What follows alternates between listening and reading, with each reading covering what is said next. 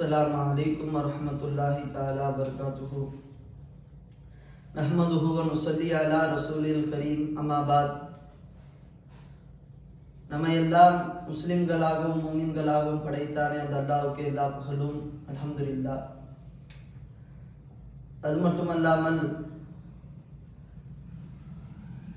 சையதுல் அன்பியா முஹம்மது ரசூலுல்லாஹி ஸல்லல்லாஹு அலைஹி வஸல்லம் அவர்களுடைய உம்மத்தில் பிறக்க செய்தானே அந்த அல்லாஹ்வுக்கு எல்லா புகழும் அல்ஹம்துலில்லாஹ் அல்ஹம்துலில்லாஹ் அல்ஹம்துலில்லாஹ். கண்ணியத்திற்குரிய அல்லாஹ்வின் நல்லடியார்களே, அல்லாஹ் எந்த அமல்களையும் அல்லாஹு தாலா நான் செய்கின்றேன் நீங்கள் செய்யுங்கள் என்று அல்லாஹ் குர்ஆனில் கூறவில்லை, ஒரே ஒரு அமலை தவிர. ஏனென்றால் அல்லாஹு தாலா குர்ஆனில் அகீமுஸ் ஸலாத், தொழுகையை நிலைநாட்டுங்கள் என்று அல்லாஹ் சொல்கின்றான். வாத்து ஜகாத், ஜகாத் கொடுங்கள் என்று அல்லாஹ் குர்ஆனில் சொல்கின்றான்.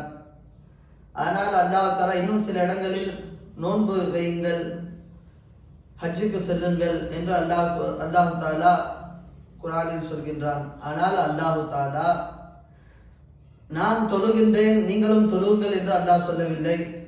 நான் நோன்பு வைக்கிறேன் நீங்களும் நோன்பு வையுங்கள் என்று அல்லாஹ் குர்ஆனில் சொல்லவில்லை. நான் ஜகாத் கொடுக்கின்றேன், நான் ஹஜ்ஜு செய்கின்றேன், நீங்கள் செய்யுங்கள் என்று அல்லாஹ் சொல்லவில்லை. ஆனால் அல்லாஹு தாலா இன்னல்லாஹ வ மலாயிகத்துஹு யுஸல்லூன அலன் நபி யா அய்யுஹல்லதீன ஆமனூ ஸல்லு அலைஹி வஸல்லிமு தஸ்லீமா என்று குர்ஆனில் சொல்கின்றான். நானும் என் மலக்குமார்களும் ரசூலுல்லாஹி ஸல்லல்லாஹு அலைஹி வஸல்லம் அவர்களின் மீது ஸலவாத் சொல்கின்றோம். ஈமான் கொண்ட அடியார்களே, நீங்களும் அந்த நபியின் மீது ஸலவாத் சொல்லுங்கள் என்று அல்லாஹு தஆலா குர்ஆனில் கூறுகின்றான். கண்ணியத்திற்குரியவர்களே, இந்த அல்லாஹ்வின் இந்த அம்ரின் படி, ஷரியத்துடைய சட்டத்தில் ஒரு மனிதன் தன் வாழ்நாளில் ஒரு முறையாவது ஸலவாத் சொல்வது என்பது அவன் மீது ஃபர்தாக இருக்கிறது, கட்டாய கடமையாக இருக்கிறது என்று மார்க்க அறிஞர்கள் சொல்கின்றார்கள். ஸலவாத்திற்கு ஏராளமான சிறப்புகள் இருக்கிறது.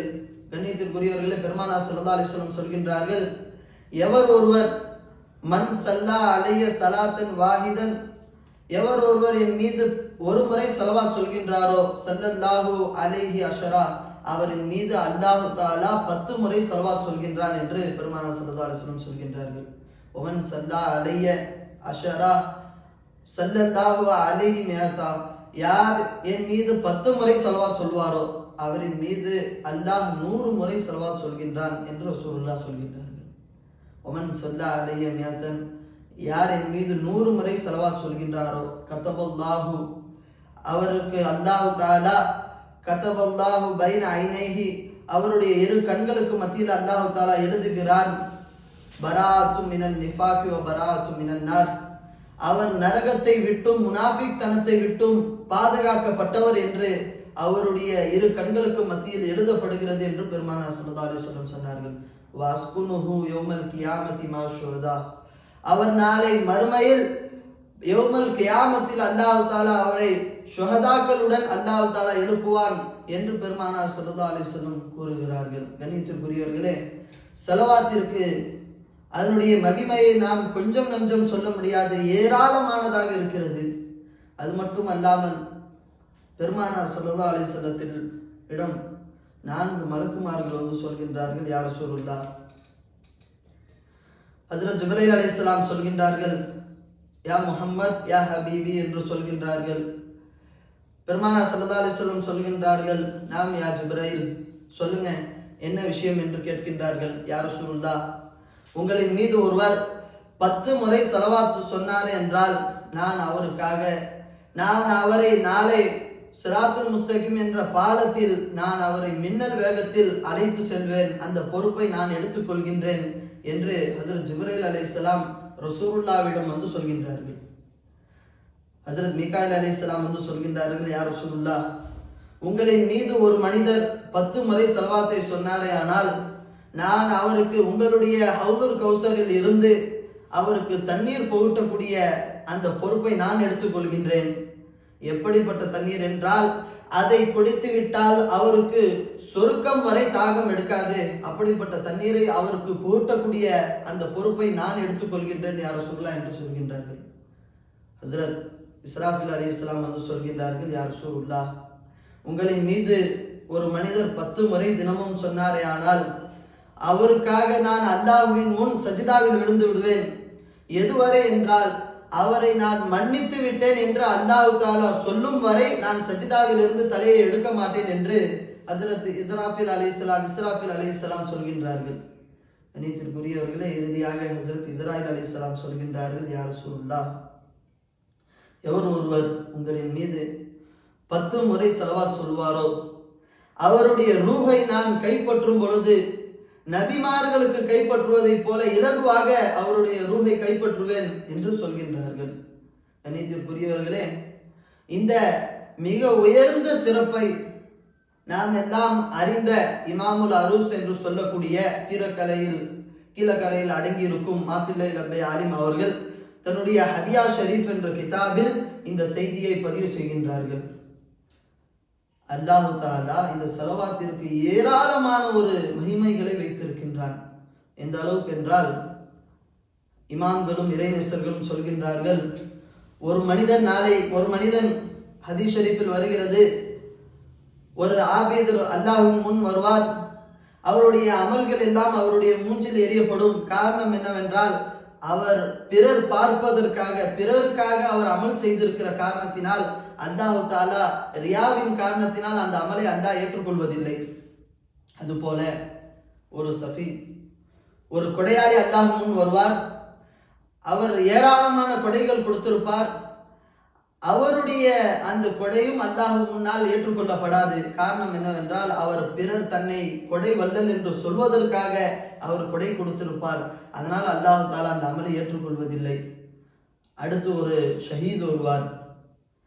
அவருடைய ஷஹீதையும் அல்லாஹ் தஆலா ஏற்றுக்கொள்வதில்லை. காரணம் என்னவென்றால், பிறர் இவரை ஷஹீத் என்று போற்ற வேண்டும் என்பதற்காக அவர் ஷஹீதானார். அதனால் அல்லாஹ் தஆலா அவர் அல்லாஹ்வுக்காக ஷஹீதானதை அல்லாஹ் ஏற்றுக்கொள்வதில்லை. காரணம் என்னவென்றால், அவர் பிறர் பார்ப்பதற்காக செய்தார் என்ற ஒரே காரணத்தினால். இந்த அடிப்படையில் நாம் நம் வாழ்வில் எதுவெல்லாம் ரியாவுடன் செய்திருக்கின்றோமோ அந்த எந்த அமலும் ஏற்றுக்கொள்ளப்படாத அல்லாஹ்விடத்தில். ஆனால் நம்மை நாளை காக்கக்கூடிய ஒரு அமல் என்று ஒன்று இருந்தால் அது ஸலவாத்து தான். காரணம் என்னவென்றால், மற்ற எல்லா அமல்களும் எந்த அமல்களும் அல்லாஹ்வுக்காக இல்லாமல் அது ரியாவுக்காக இருந்தால் அது அல்லாஹ் தஆலா ஏற்றுக்கொள்ள மாட்டான். ஆனால் ஸலவாத்தை ஒரு மனிதன் வேணும் என்றாகவோ தெரியாமலாகவோ பிறர் பார்க்கின்றார்கள் என்பதற்காகவோ ஒரு மனிதர் எந்த நிலையில் ஸலவாத்து சொன்னாலும் அல்லாஹ் தஆலா அந்த ஸலவாத்தை உதாசீனம் செய்வதில்லை. அல்லாஹ் தஆலா அந்த ஸலவாத்தை ஏற்றுக்கொள்கிறான். இந்த ஒரு கருத்தின்படி இறைநேசர்கள் சொல்கின்றார்கள், நாளைக்கு அந்த ஆபீது கூட, அந்த கொடை வல்லலின் கூட, அந்த ஷஹீது கூட தான் வாழ்நாளில் ஓதிய அந்த ஸலவாத்தை கொண்டுதான் அவர் நாளை சொர்க்கம் போவாரே தவிர அவரிடத்தில் ரியாவுக்காக செய்த எந்த அமலும் ஏற்றுக்கொள்ளப்படாது என்பதை சொல்கின்றார்கள். நாம் எல்லாம் கவனிக்க வேண்டும். பெருமானார் ஸல்லல்லாஹு அலைஹி வஸல்லத்துடைய அந்த சிறப்பு என்பது ஏராளமானது. பெருமானார் ஸல்லல்லாஹு அலைஹி வஸல்லம் நாம் முந்திய குறிப்பிட்ட அந்த ஹதீஸை சொல்லிவிட்டு ரசூலுல்லாஹ் சொல்கின்றார்கள், மூமின்களே, அல்லாஹ்வை ஈமான் கொண்ட அடியார்களே, என் மீது அதிகம் ஸலவாத் சொல்லுங்கள், அது உங்களுடைய பாவங்களை மன்னிப்பதாக இருக்கிறது என்று பெருமானார் ஸல்லல்லாஹு அலைஹி வஸல்லம் சொல்கின்றார்கள். இது போல ஸலவாத்திற்கு ஏராளமான சிறப்புகள் இருக்கு. ஏராளமான சிறப்புகளை ரசூலுல்லாஹ் சொல்கின்றார்கள்.